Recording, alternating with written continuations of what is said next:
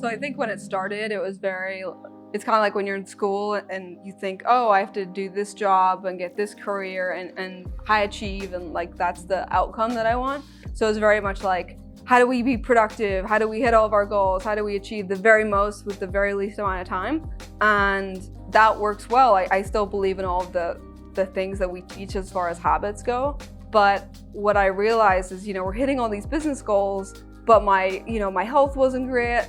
And it wasn't like it was bad, it was just like I wasn't focused on it. And my relationship I was in a relationship that wasn't really fulfilling. And when you hit all these goals and you think, oh, these are gonna make me happy, and then you're actually avoiding these pieces of your life that bring much more meaning to your life than revenue goals. And when I hit these like big milestones, like I'm literally like ringing the New York Stock Exchange bell, and I'm feeling like, like this doesn't feel like it should feel, because I don't feel fulfilled in other areas, and you can only avoid those areas for a certain amount of time.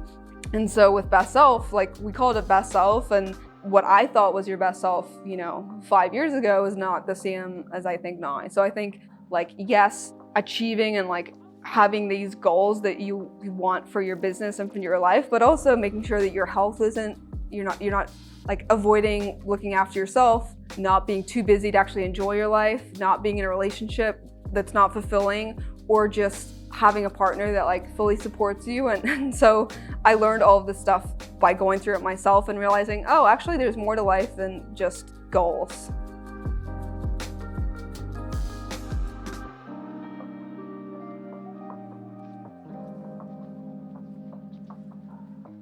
So for me, I find a lot of meaning in relationships, not just like an intimate relationship, but with people. And that's been one of the things in business that's been a huge asset that I didn't even realize was a thing, is like, I hate the term networking and I'm an introvert.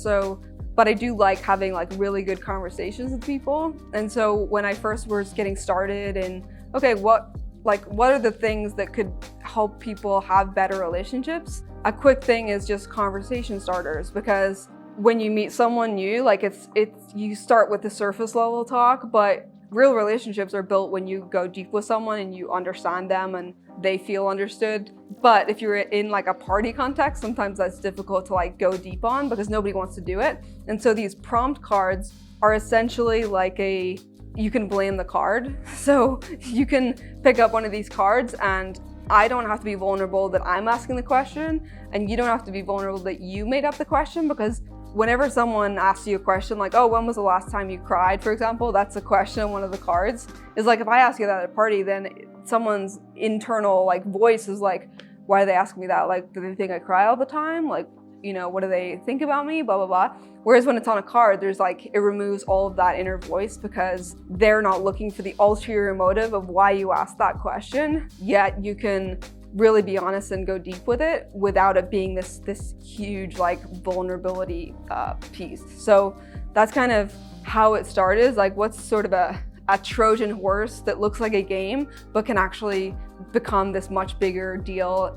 in your relationship and in your life.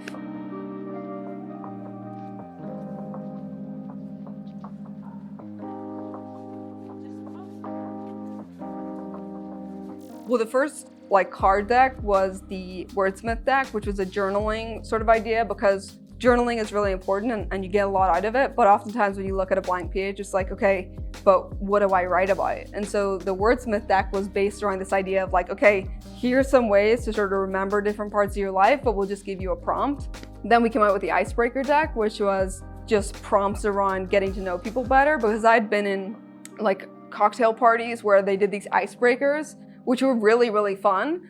And I just didn't expect how close I'd get to these strangers that I didn't know before. And so that was the idea behind the icebreaker. And then we went with like deeper talk, which was going deeper. So in the icebreaker, we have a deep section of the icebreakers where it's like more like vulnerable questions. And then people were like really loving those. So for example, sometimes I host these dinners, or I co-host. And so a friend will invite a few people that I don't know, and I'll invite a few people that I know. And one time I'm hosting this thing and there's about 12 people, and I just grabbed one of these decks that we hadn't even released yet. I just grabbed them because it was one of the early samples, and I brought it to dinner. I put it one next to everyone's seat, and it ended up becoming the whole meal of like everyone picking a card, and then it became like, okay, you have to pick a deep card. Like you can't pick like would you rather, it has to be like really deep. And then the whole table ran around and we all got to know each other way more than if we'd been sitting like, oh, you know, what's your business doing now? Or like, what are your goals for revenue or anything like that?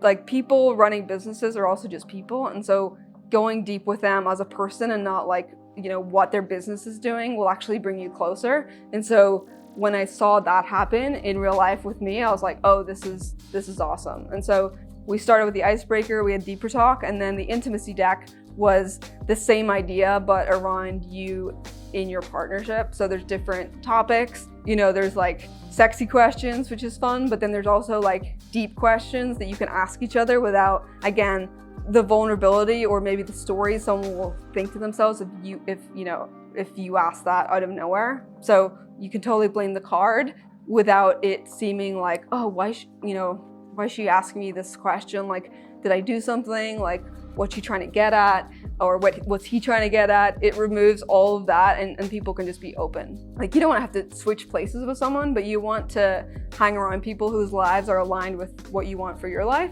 So like, if you hang around with people that are healthy and that work out, you're more likely to work out.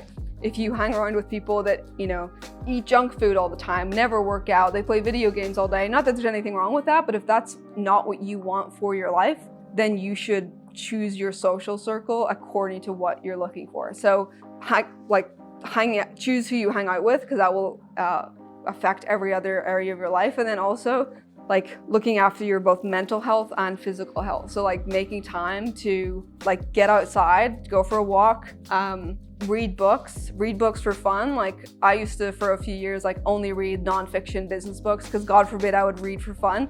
And then it got to the point where I was like, oh, I miss reading just for the joy of a story. And so I've gone back into that. So at night I'll read fiction books and then during the day I'll read nonfiction books. So really looking after your mental health and doing things just for fun without you feeling like you need to get an outcome out of it, which is something that I used to do for years and actually mentally was not a good thing for like my mental health, that I needed to have like a business outcome for every single thing that I did, or like optimizing every piece of my life.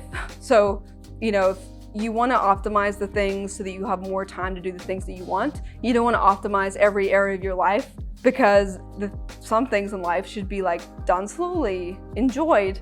And for a while, when you get into this productivity, like optimizing space, you have to realize like what should be optimized and what should be enjoyed. So Best Self has evolved from productivity, like type A, to, okay, what will make the biggest difference in your life? Like, how do you become your best self?